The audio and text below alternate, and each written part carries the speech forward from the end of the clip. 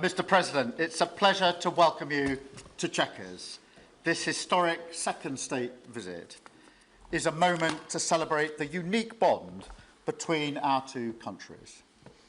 But today we've gone far beyond that. We've renewed the special relationship for a new era.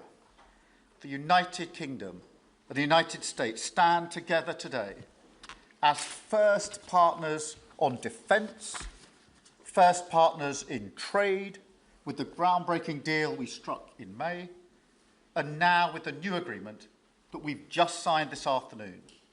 We're confirming our status as the first partners in science and technology, ready to define this century together, just as we did the last. This tech partnership has the power to change lives. It's our chance to ensure that technologies like AI, quantum, and others amplify human potential. solve problems, cure diseases, make us richer and freer, strengthen the cause of democracy, not tyranny. This is the territory on which the future will be won. So this partnership today is a signal of our determination to win this race together and to ensure it brings real benefits in jobs, in growth, in lower bills, to put more hard-earned cash in people's pockets at the end of each month. That's what we're determined to deliver. And we're bringing businesses with us. We've just come from a fantastic meeting with business leaders where we set out this vision. They have responded with new deals and investment, breaking every record that we have. £250 billion flowing both ways across the Atlantic. That is a record. Expected to create 15,000 jobs here in the United Kingdom. High-skilled jobs in cutting-edge sectors where people can build careers for the long term, changing lives in communities up and down our country. And look, while we shape this bond for a new era, the fundamentals have not changed. Security remains the cornerstone of this special relationship. We have the deepest, most advanced defence relationship in the world. Our warriors train together and they fight together. Our industries build together, everything from fast jets to the new AUKUS-class submarines. So now, as we drive up defence spending, we're going to sweep away the barriers to working together on new defence technologies so we can stay ahead of our adversaries. We're united in defence and security. Yes, absolutely. But we're also united in the pursuit of peace.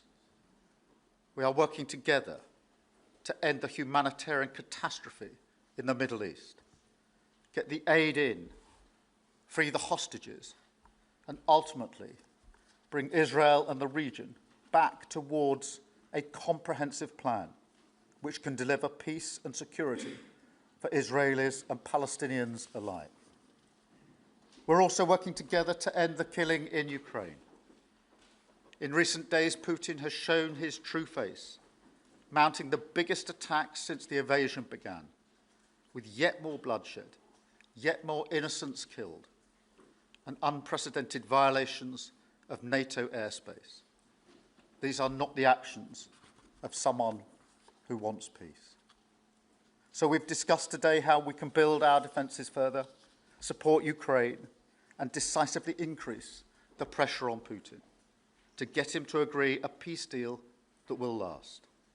And President Trump, you have led the way here, and we will continue to stand and work together for security and for peace. Mr. President, next year we'll celebrate the 250th anniversary of the United States. We've come on a long journey together since 1776. But it's no exaggeration to say that the partnership our two nations have built has shaped the world from the beaches of Normandy to the founding of NATO, to the creation of technologies that have revolutionised our lives. Time and time again, it is British and American men and women side by side, changing the path of history and turning it towards our values, towards freedom, democracy, and the rule of law. In Britain, we take huge pride in that. And let's be clear, this relationship is not just about history, it's about the future. It's about the benefits it delivers now and for decades to come, to make our people safer and better off. We've shown today that we're delivering those benefits, improving people's lives. So we will go into that anniversary year more optimistic than ever and more confident than ever about our two great nations and what they can achieve side by side. Thank you. And it is now my pleasure to give the floor to Mr. President. Thank you. Thank you. Thank you very much, very much. Prime Minister Starmer, Melania and I are tremendously thankful for the wonderful hospitality that you and Lady Starmer have extended today at Chequers. Quite the place, I must say, quite the place. And we're grateful beyond words for the spectacular honor of the state visit yesterday at Windsor Castle, hosted by His Majesty King Charles III and Her Majesty Queen Camilla. These are two fantastic people. We will never forget it. As I said last night, the bond between our countries is like no other anywhere in the world. The United States and the United Kingdom have done more good on this planet than any two nations in human history. That is thanks in large part to the traditions of British liberty, which grew up on these isles, these beautiful, magnificent isles, and were carried by our ancestors to the New World. We're forever joined, and we are forever friends, and we will always be friends. This enduring connection is why I was thrilled that the United Kingdom was the very first country with which we made a historic trade deal, and a very good trade deal. He's a tough negotiator. I think it was a better deal for you than us, but these are minor details. It's a very good deal for both of us. He's a great negotiator who will extend our unparalleled security alliance into the realm of economic security for the first time, and I look forward to finalizing it very soon. We'll have it done very quickly. We have also just signed a historic technology prosperity deal, one of a kind, to ensure our countries lead the next great technological revolution side by side. In fact, we just left the business leaders, the biggest in the world. Some are in this room right now. And that was quite a meeting we had on business and trade and technology. This trip has galvanized $350 billion in deals across many sectors, and we're committed to ensuring that the UK has a secure and reliable supply of the best AI hardware and software on Earth. And we supply that, and we'll make sure we supply it in quantity to the UK. And we also are joining forces on quantum computing and nuclear power, a natural partnership for close allies. The United States, as you probably have heard, is doing better than it has ever done in terms of business and investment. The stock market has hit a new high, as you know, and that's for many, many days out of our fairly short 8 months.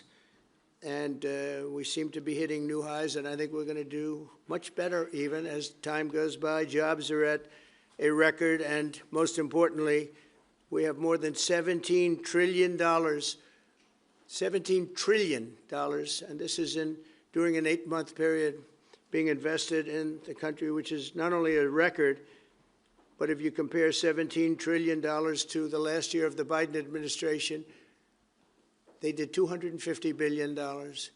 They didn't do $1 trillion for the 4-year period.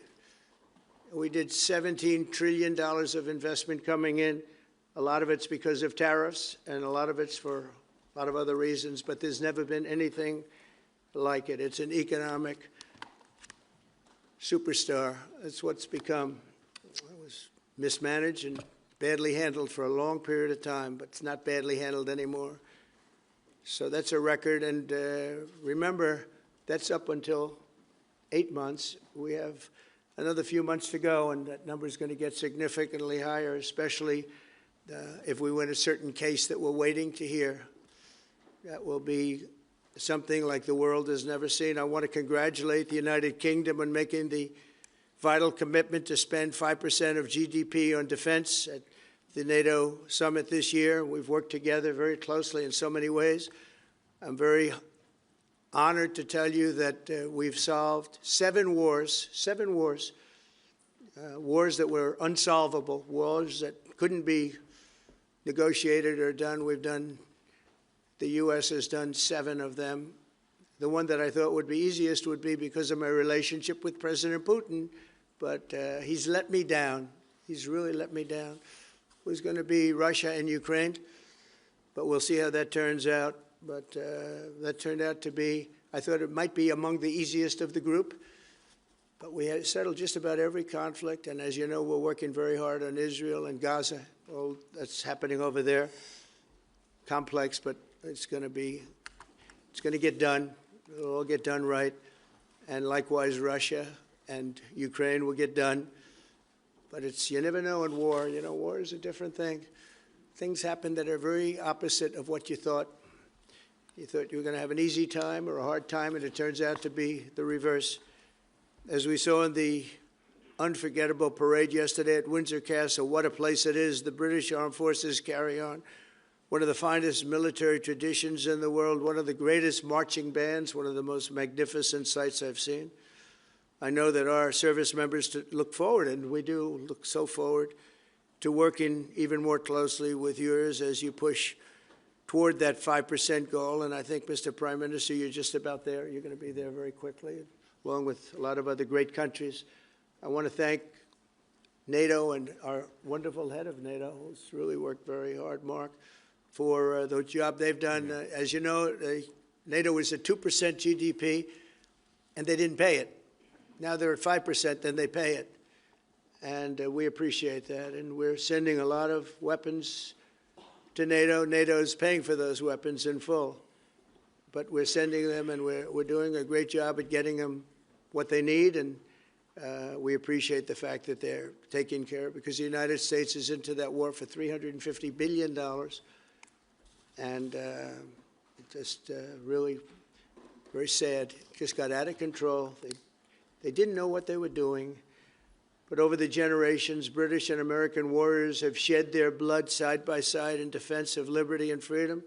And that's why it's so imperative that the United States and the United Kingdom stand together for these fundamental rights and values of the English-speaking world. And we've always stood together, and we will continue to. Just last week, a great American, Charlie Kirk, was heinously assassinated for speaking his mind. He was a great young man. Incredible future. Some people said he might be president someday. I told him, I said, Charlie, I think you have a good shot someday at being president. And he just wanted to take care of youth. He loved youth. I've never seen anybody relate to youth like Charlie. And they related to him, and they're devastated. But I appreciate the many British citizens who have offered their condolences. And again, Charlie was a great person. We'll be going out to a service on Sunday. I'll be leaving with some of the people in this room just to celebrate Charlie and all that he's done. So incredible. Never seen anything like it. But I hope that together our nations can lead a movement to defend the glorious traditions of freedom on both sides of the Atlantic. There could be no greater tribute to the immortal bonds of affection and loyalty that unite the British and the American people for all of time. We have a relationship like no other. It will always be that way. We will always be united. We'll always be together. And I just want to thank you, Mr. Prime Minister, for the great job I think you're doing. Thank you very much. Thank you.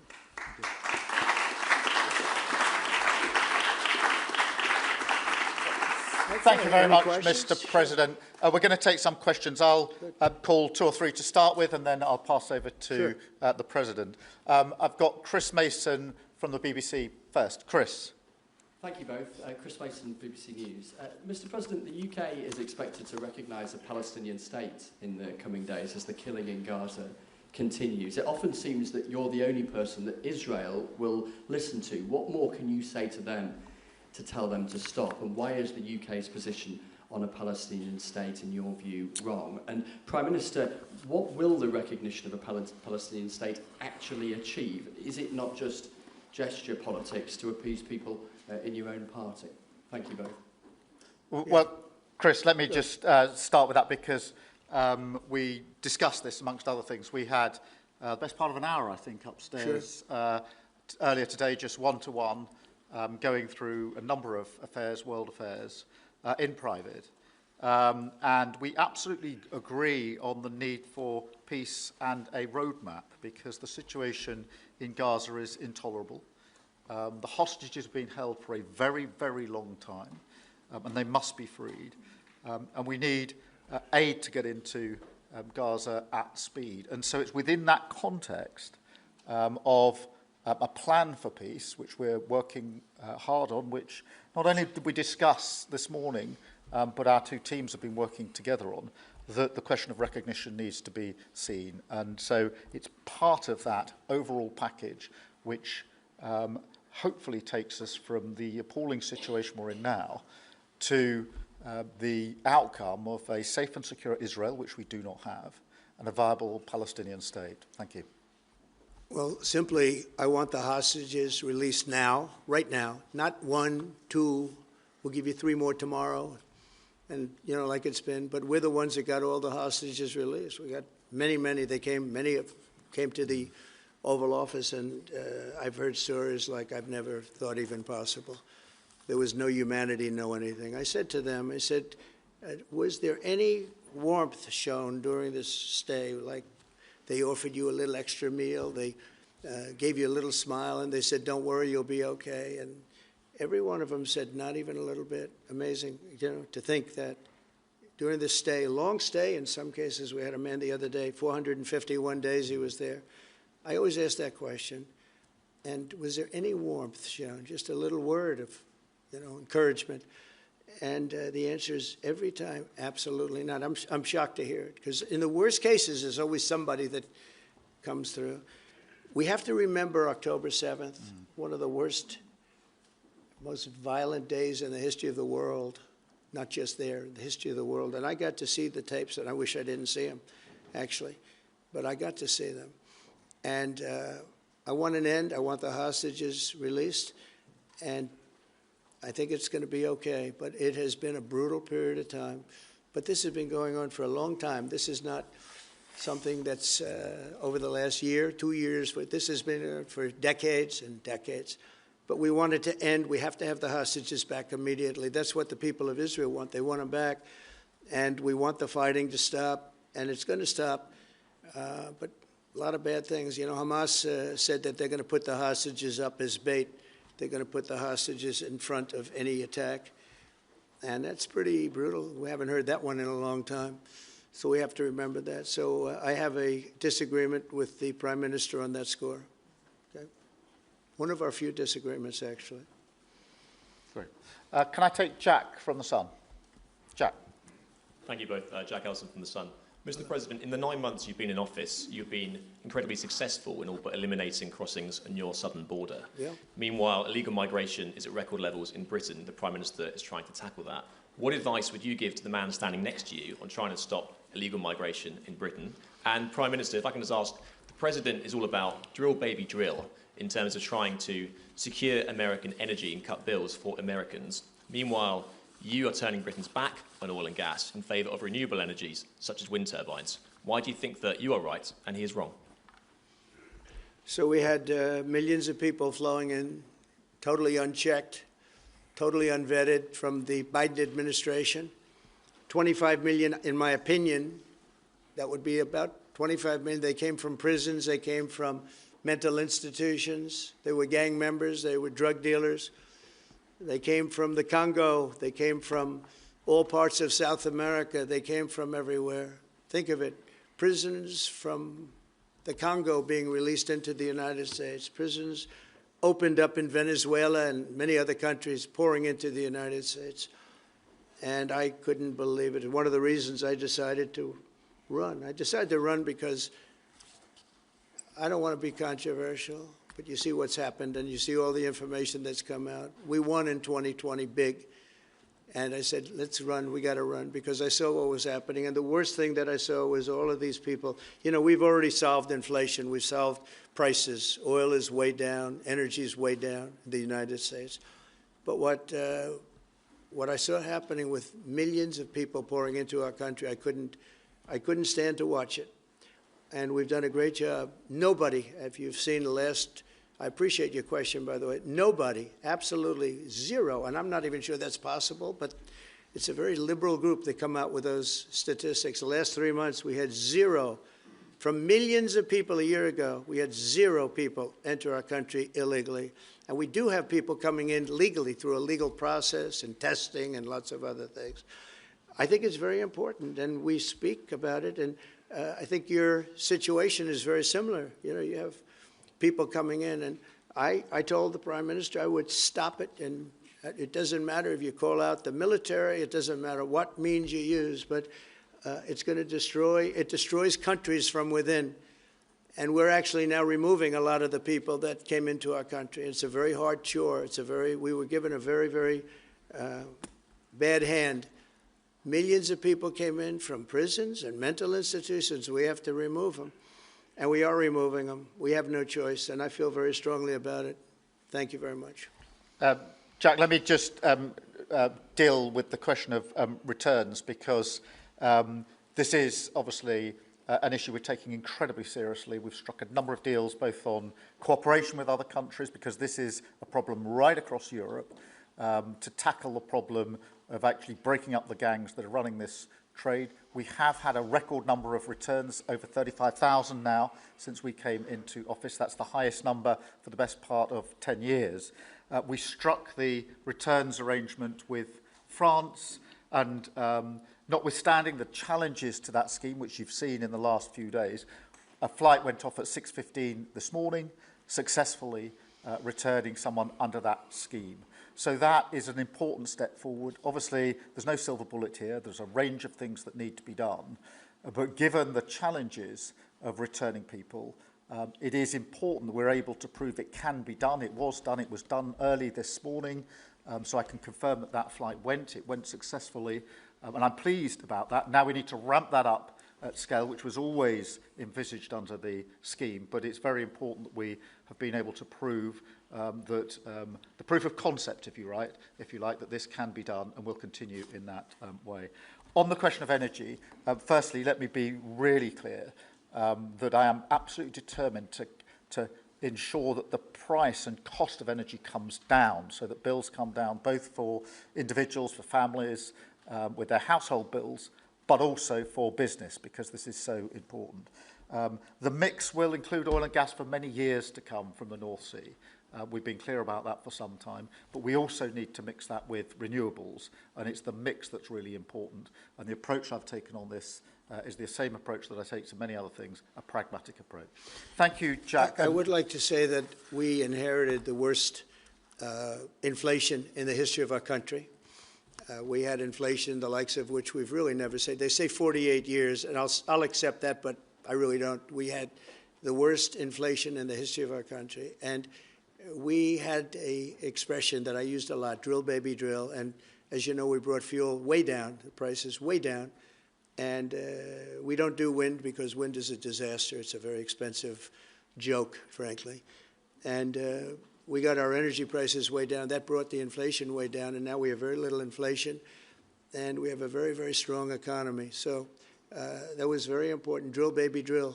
And you have a great asset here, and we spoke about it. It's called the North Sea. The North Sea oil is phenomenal, and I hope, because I love this country, you know. My mother was born in Scotland, and the Hebrides, Stornoway, that's serious Scotland. We were talking about it. And I want this country to do well. And you have great assets that you're going to start using, I believe, under this Prime Minister. Thank you. And I've got Matthew from The Economist. Matthew. Thank you, Prime Minister. Mr. President, you say that President Putin has let you down. Have negotiations run out of road, and what are your next steps to compel an end to this war? Well, he has let me down. I mean, he's killing many people, and he's losing more people than he's killing. Yeah. I mean, frankly, the Russian soldiers are being killed at a higher rate than the Ukrainian soldiers. But, yeah, he said, let me down. I don't like to see. It's death. You know, it doesn't affect the United States. We have, other than unless you end up in a world war over this thing, you could. This was a thing that would have never happened had I been president. If I were president, it would have never happened. And it didn't happen for 4 years. Most people agree it didn't happen, nor was it close to happening. And I spoke to President Putin about Ukraine. It was the apple of his eye. I've said that many times. It was. But he would have never done what he did, except that he didn't respect the leadership of the United States. They just went through the Afghanistan total disaster for no reason whatsoever. We're going to leave Afghanistan, but we're going to leave it with strength and dignity. And we're going to keep Bagram, the big air base, one of the biggest air bases in the world. We gave it to them for nothing. We're trying to get it back, by the way. Okay, that could be a little breaking news. We're trying to get it back. because they need things from us. We want that base back. But one of the reasons we want the base is, as you know, it's an hour away from where China makes its nuclear weapons. So a lot of things are happening, but I am very disappointed in the fact that that one's not settled. To think that we settled Azerbaijan and Albania, as an example, it was going on for years. It was never going to be settled. If you remember, the Prime Minister, the presidents, they were there for many years. They said, when they were in my office, we settled. And they started off at both sides of the Oval Office, so far away. I didn't know you could be so far away. And as we were together for an hour, they kept getting closer, closer. And by the time we finished, we all hugged each other.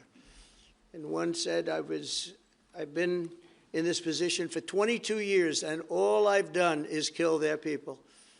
The other was there for 7 years, and all he did was kill their people. And we got it settled. And we did others, as you know. The Congo, we settled the Congo with Rwanda. That was going on, and that was a machete war. That was a gruesome war. Many people, close to 10 million people killed. We got that settled. My biggest disappointment, but it's, you know, look, we did 7, and most of them were not thought to be settleable. We did India and we did Pakistan. That's 2 nuclear. That was purely for trade. You want to trade with us, you're going to have to get along. And they were going at it hot and heavy. But the Russia situation, I hope we're going to have some good news for you coming up. But again, it doesn't affect the United States. And look, it doesn't so much affect you. Of course, you are a lot closer to the scene than we are. We have a whole ocean separating us. But I will say this, it's millions of people have died in that war, millions of souls. And they're not American. The soldiers, mostly soldiers, as you know. The soldiers are being killed at levels nobody's seen since the Second World War. But they're being killed, and I feel I have an obligation to get it settled for that reason. Thank you. And just to add on that question, because we have to put extra pressure on Putin. And it's only when the president has put pressure on Putin that he's actually shown any inclination to move. So we have to ramp that pressure up. I think it's important to have this conversation in the context of what's happened in recent weeks. We saw damage and bombing to the British Council in Kyiv. These are targets that it was thought until recently were not targets that would be hit. The British Council, the European Union Embassy, the Council of Ministers, where President Zelensky's ministers' work was hit. Again, these were thought to be places that wouldn't be hit. And then the incursion into Poland last week. And if you put that together, what you can see is either an emboldenment or at least an increased recklessness on Putin's part. And that's why I said earlier that they're not the actions of someone who wants peace. So we have to ramp up. And we discussed earlier today, we have built the coalition of the willing with British leadership and French leadership, stepping up with military planning in the seas, in the sky, on the ground, and ramping up what we do with the Ukrainians themselves. And of course, that taken with an American guarantee is now an example, I think, of the challenge of Europe stepping up to the plate, which it has done in the last few months, to show through what we and the French have done that we're prepared to take the lead in this and take the necessary measures. But that's a war that could have been a third world war, and I don't think we're going to be there now.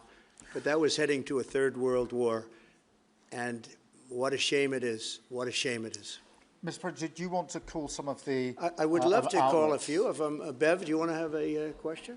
I've got to come back to you. Bev Turner, GB News. Thank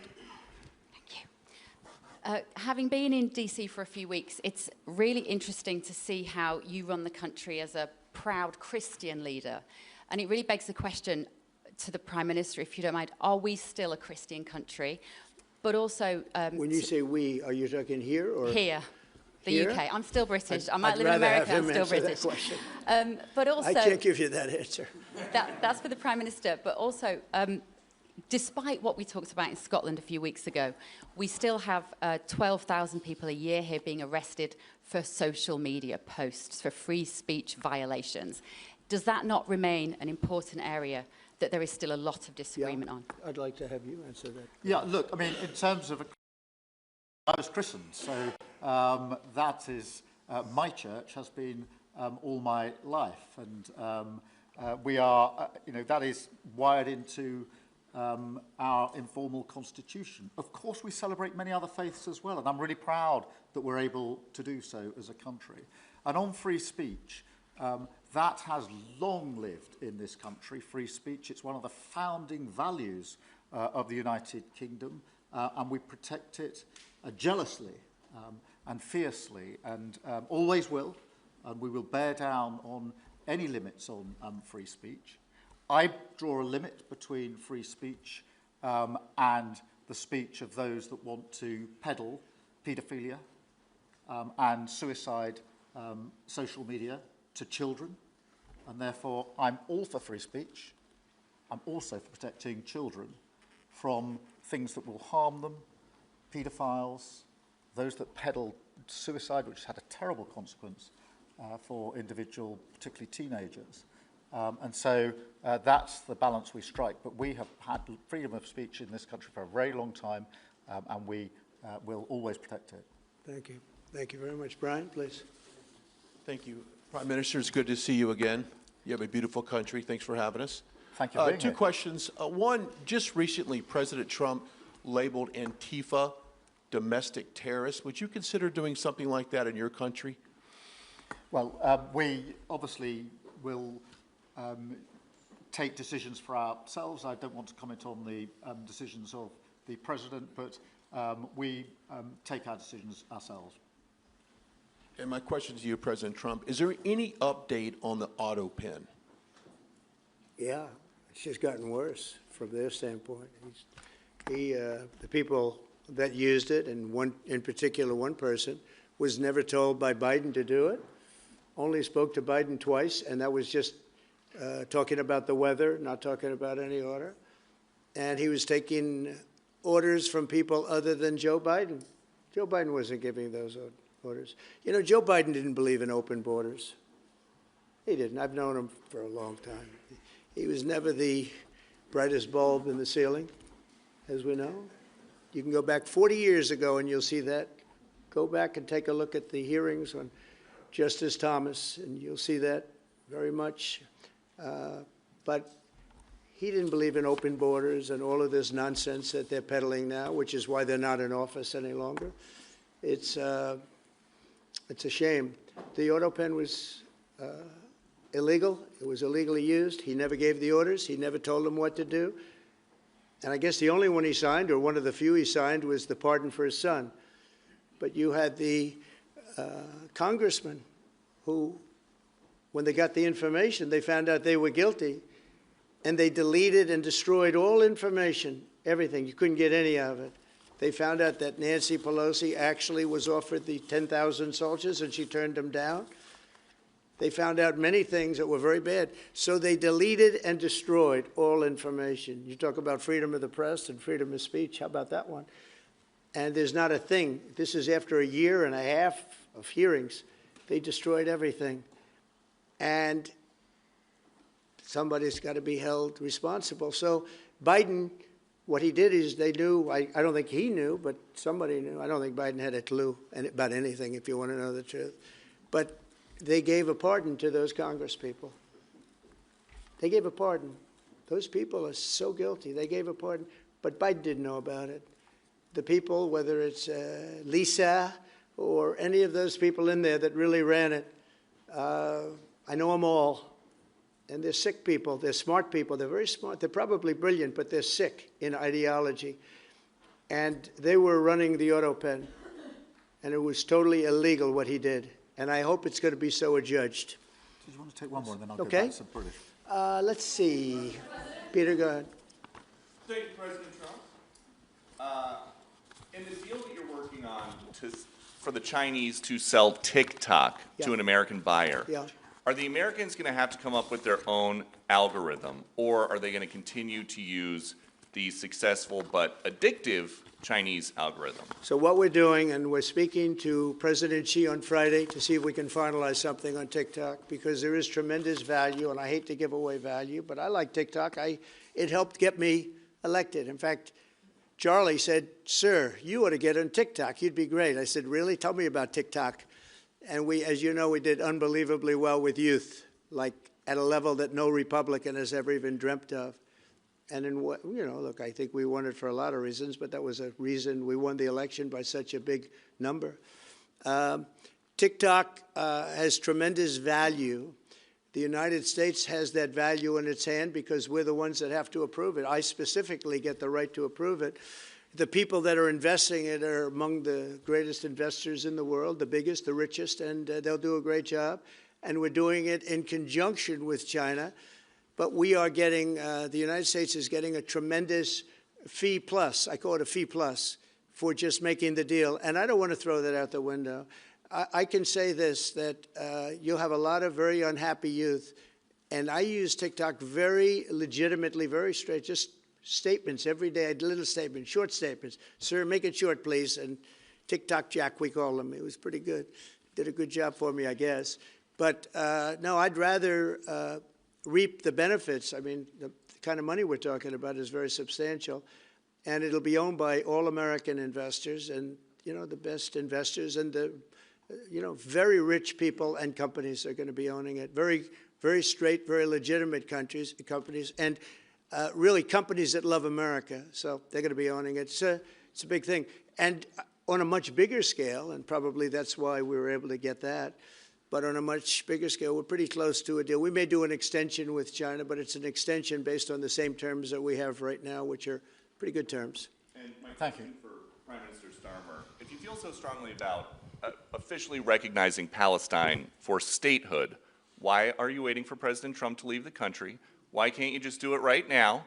And isn't there a risk in rewarding Hamas with that? Well, let me be really clear about Hamas. They're a terrorist organisation who can have no part in any future governance in Palestine. And what happened on October the 7th was the worst attack since the Holocaust. We have extended family in Israel. I understand firsthand the psychological impact that that had across Israel. So I know exactly where I stand in relation to Hamas. Hamas, of course, don't want a two-state solution. They don't want peace. They don't want a ceasefire. So I'm very clear where I stand on Hamas. Okay. On the question of recognition, I made my position clear at the end of July as to the timing, which has got nothing to do with this state visit, and I've discussed it with the President, as you would expect amongst two leaders who respect each other and like each other and want to bring about a better solution in the best way that we can. Thank you so much. Can I go back then to Robert at ITV? Robert Person, ITV. Mr. President, you uniquely, you alone in the whole world, have the power to persuade Prime Minister Netanyahu to stop the demolition of Gaza City, to stop the starvation of Palestine, and to stop the killing of civilians. If not now, when will you exercise that power and tell him to stop? Sure. And then for both of you... But you do understand about October 7th. You do understand. So believe me, I understand. One of the worst days in the history of humanity. What happened, I have seen the tapes. Babies that are 4 months old and just chopped up to pieces. And you've seen the tapes and I've seen the tapes. You're a professional and so am I. And people forget about October 7th. I can't forget about it. So I want it to end, but I want the hostages back. I don't want the hostages used as human shields, which is what Hamas is threatening to do. But as soon as they're back, that's the moment you will tell Netanyahu to stop. Well, it would certainly help, but I have to have the hostages back. And I don't want them back piecemeal, as I said before. I want them back. And on a separate issue, free speech, your Vice President, Vance, said that free speech is under attack in the UK. Do you agree with him? And Prime Minister, we saw the dismissal of a very well-known chat show host in America last night, Mr. Kimmel. Is free speech more under attack in Britain or America? Well, Jimmy Kimmel was fired because he had bad ratings more than anything else, and he said a horrible thing about a great gentleman known as Charlie Kirk. And Jimmy Kimmel is not a talented person. He had very bad ratings, and they should have fired him a long time ago. So, you can call that free speech or not. he was fired for lack of talent.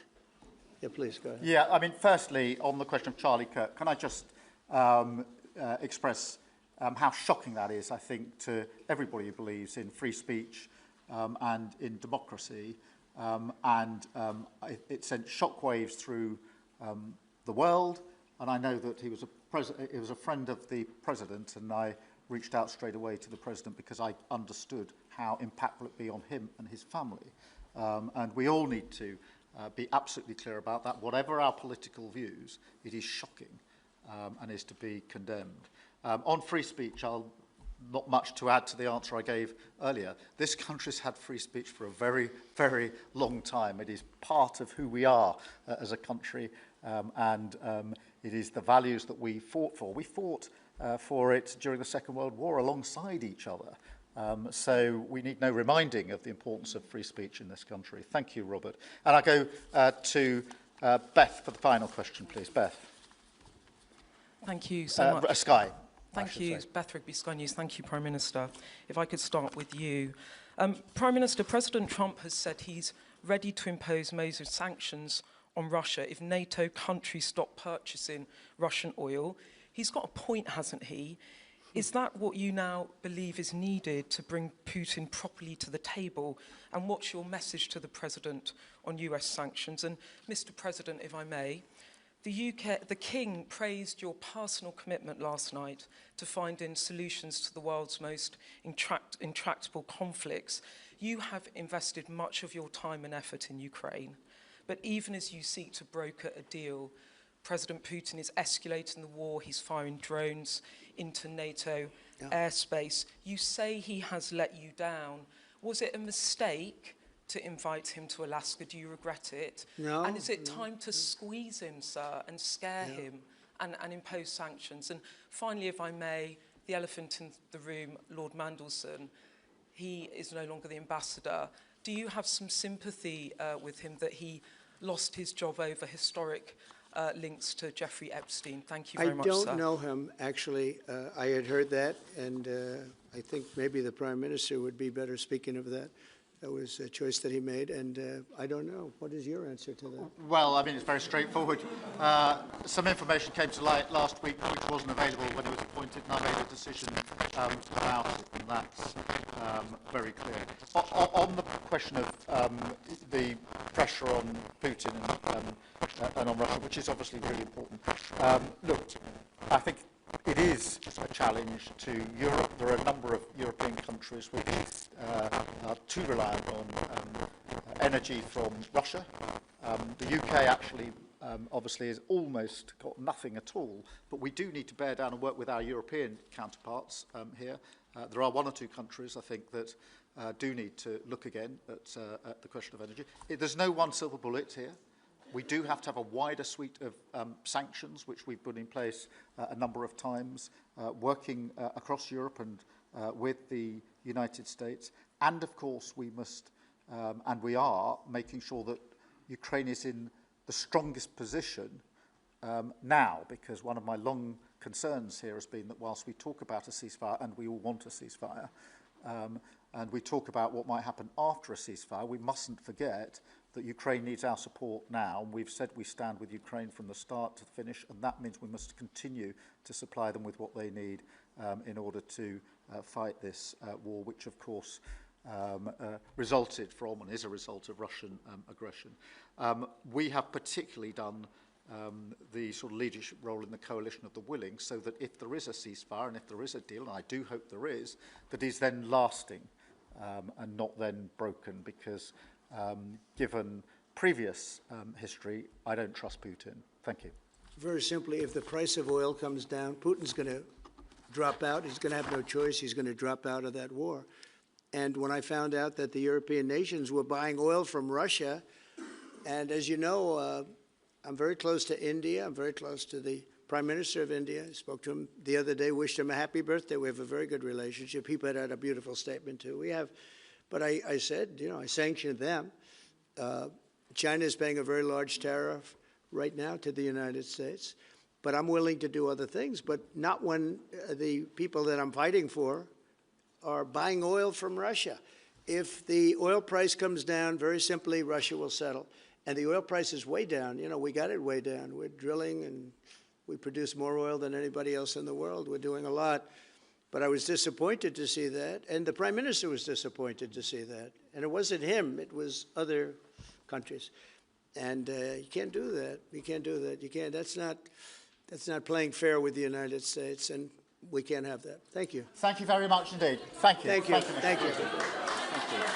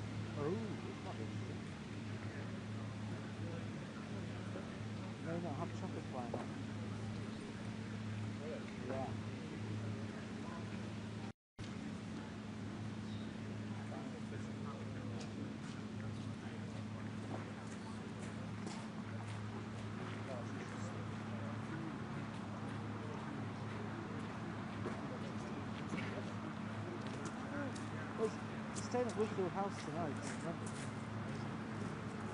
So that's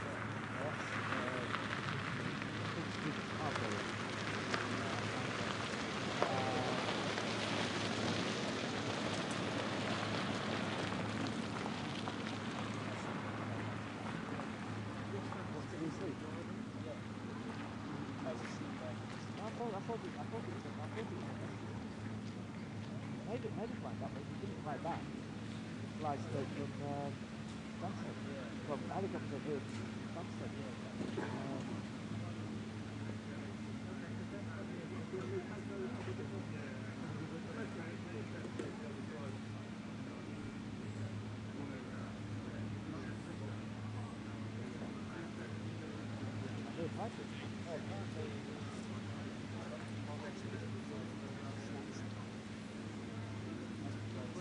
Oh, right. Okay. That's from Ah. Right. Okay.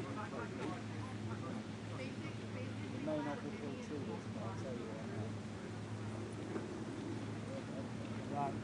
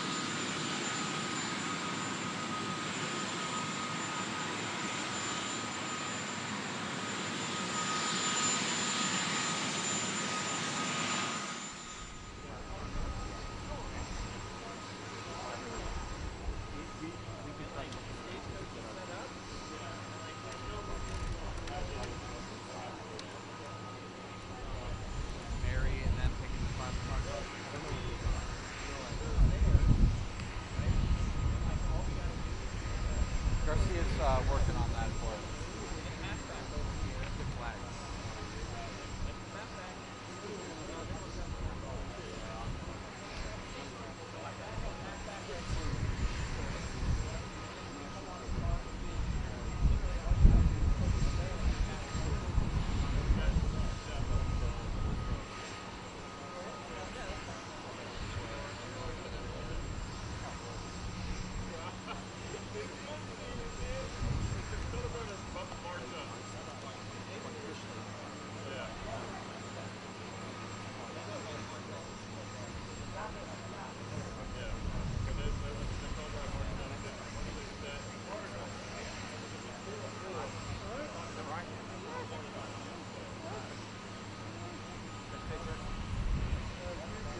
Come on, I gave you so fast. I knew they said, the American said to me, no, we've got loads of time. You're really conscientious. I went, I'll go fucking phone. I was like, I'll see that very discount.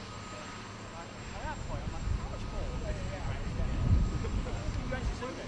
Lucky you didn't. Low behind. Lucky you didn't do it. I told them more loose out there. Well, they just kept coming in, talking to you, and then going out again. For 2 minutes, they kept talking. It makes you change. So guys, they're tracking the first bus will go at 5:45, right? So depending upon what time pizza wheels up, we just have to gather our shit to go. I've been biased for that.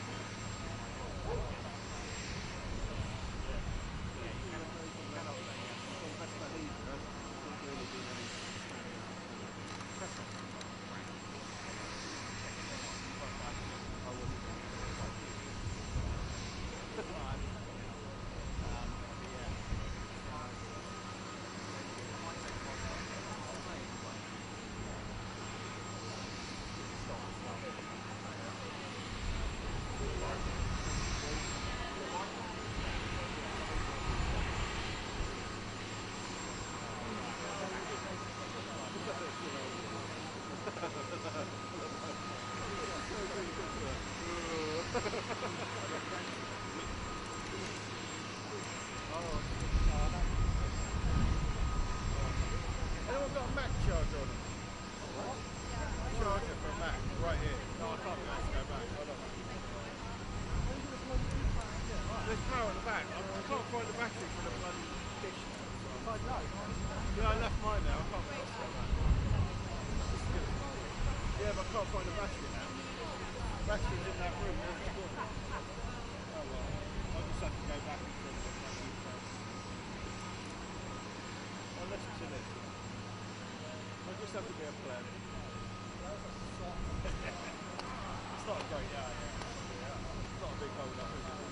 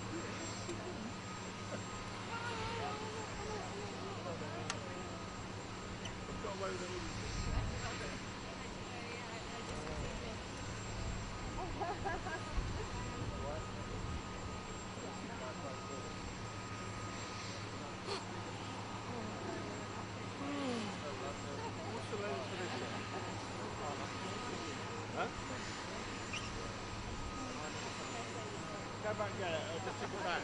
Alright, go back. I'll get your plug. You get that plug from your area. Gonna make some tea.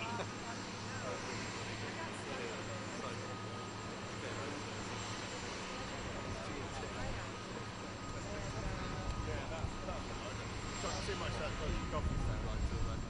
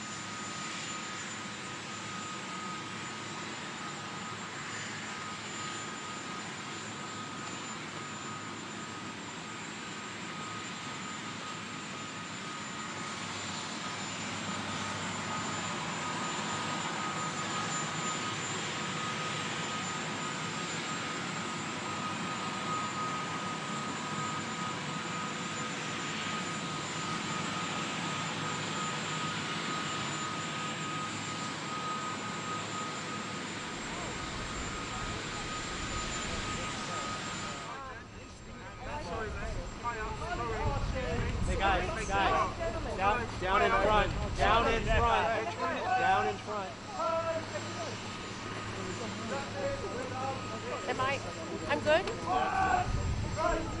Come back. Am I low enough? Yes.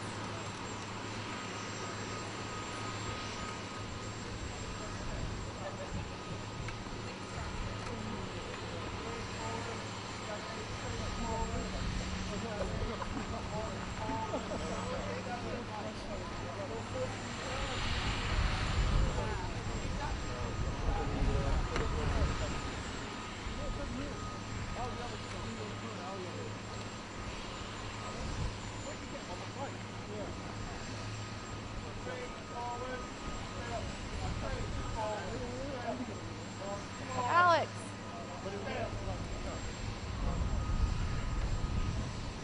Eyes! Front! Stand nuts! Ease!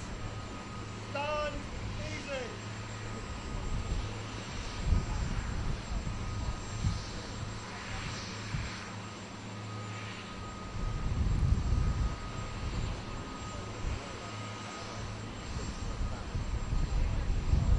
Hey, Andrew, I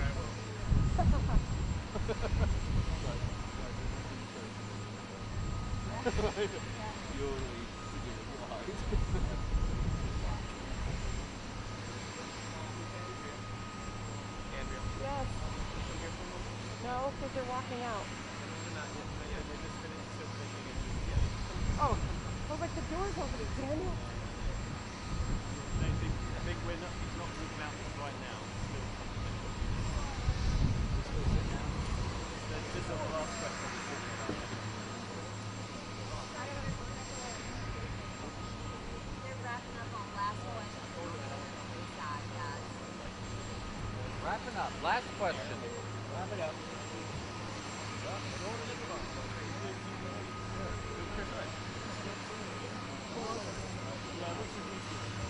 Just getting a selfie.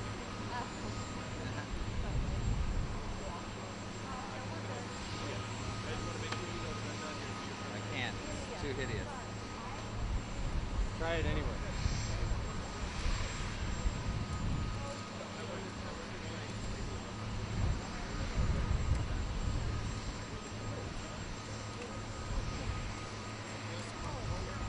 Your battery pack? I just want fun.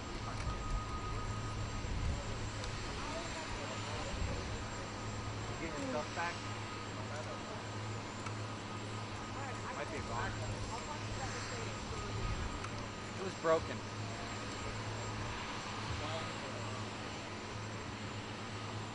I mean, yeah, it was broken.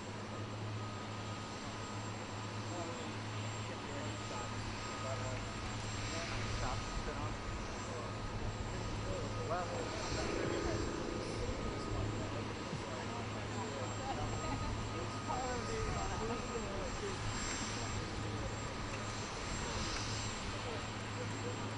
hey, John, you want to ask Danny if he grabbed that ladder? In the business center. Business event. We left a ladder. A stool. Foldable stool. I'll ask Freddie if they have someone who can go get it.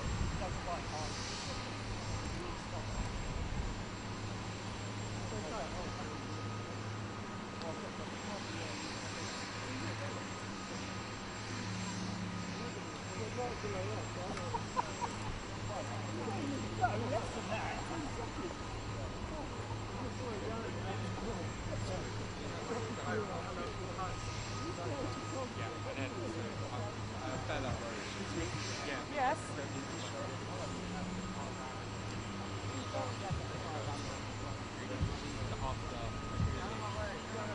Oh my gosh. I didn't know. Did everyone leave and miss the helicopter? Oh. Nikki. Over there to get on the helicopter. The ladder. He can get it.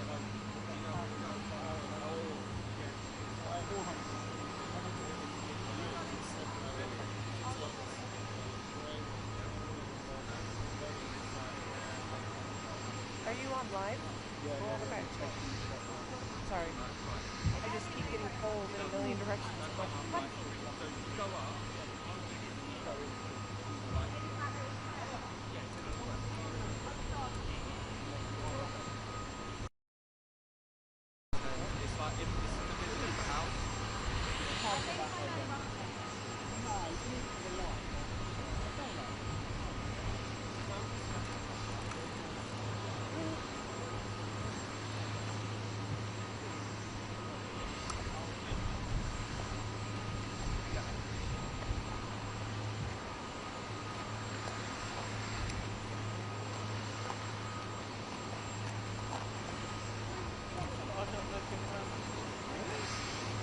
Oh, that was good. Hey, Alex, where are we on? Number 3? I know. Around. I got it.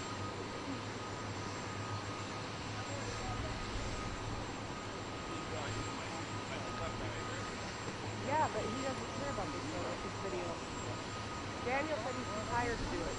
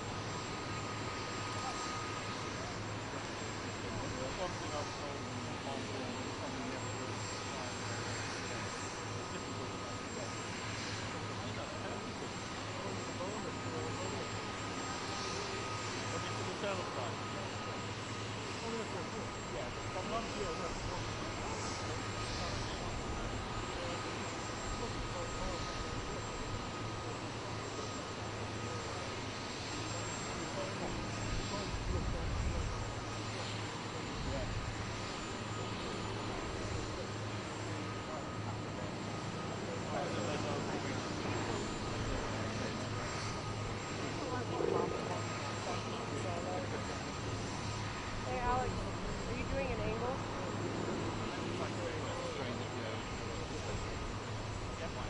No, I just want to tell you something. I didn't know if you were going to film it.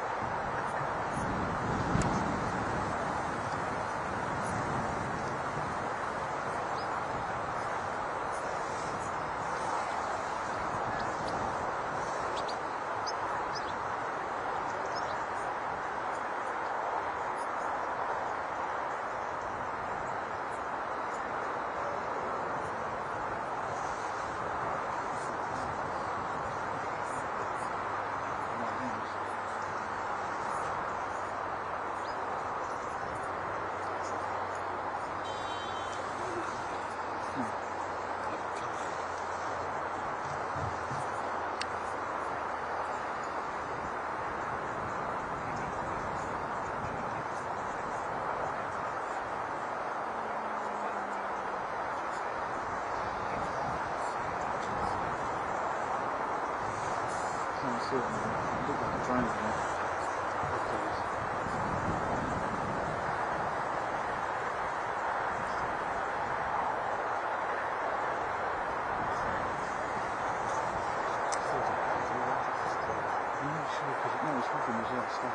I'm sure it's a drone.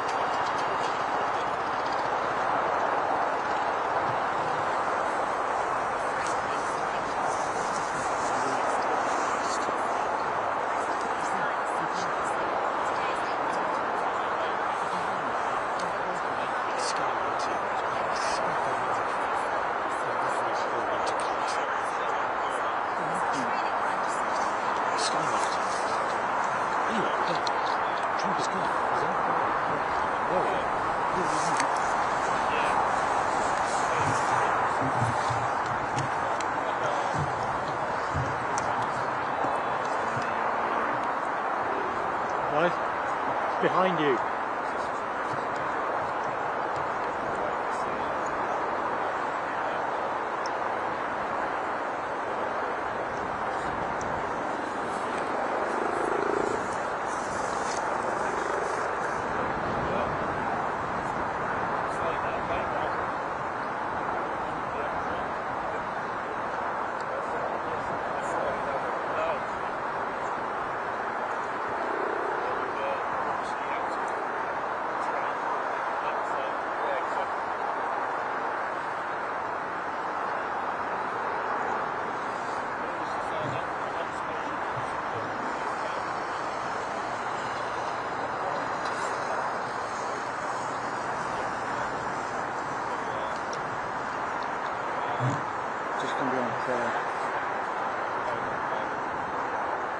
Right, anyway. It was a good shot coming down. Well, and the goggles, so hopefully that's all going to I just cut. It literally, the bottom, as he went up for about second and a half, and I trashed in, got a nice shot. That's what it is. Right, let's back up, go. Right, let's stop this now. Just stop it now.